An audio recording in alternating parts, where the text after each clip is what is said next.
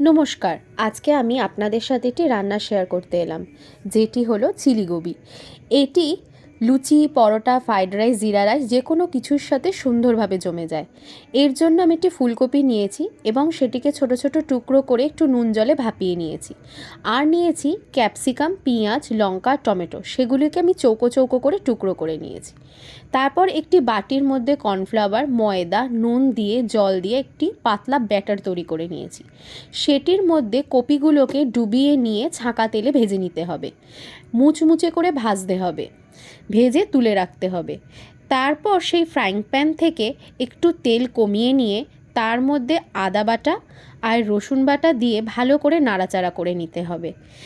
ভালো করে নাড়াচাড়া করে নেবার পর এর মধ্যে পেঁয়াজ দিতে হবে। পেঁয়াজটা দিয়েও ভালো করে নাড়াচাড়া করে নিতে হবে নুন দিয়ে। তারপরে ক্যাপসিকাম, টমেটো এবং চিড়ে রাখা লঙ্কাগুলো এর মধ্যে দিয়ে দিতে হবে। দিয়ে ভালো করে এগুলোকে মিশিয়ে নিতে হবে আর নাড়াচাড়া করে নিতে হবে, একটু মজতে দিতে হবে।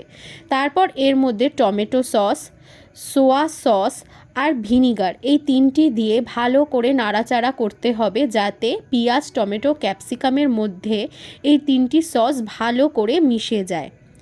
তারপর একটু টেস্টটা ব্যালেন্স করার জন্য আমি এর মধ্যে একটু চিনি দিয়েছি, কারণ আমাদের একটু মিষ্টি মিষ্টি পছন্দ।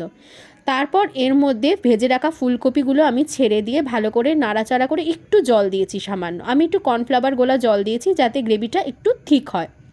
আমি কম গ্রেভি রাখতে চাইছি, তাই আমি কম দিয়েছি। আপনারা যদি বেশি রাখতে চান তাহলে বেশি দিতে পারেন। তৈরি আমাদের চিলি গোবি।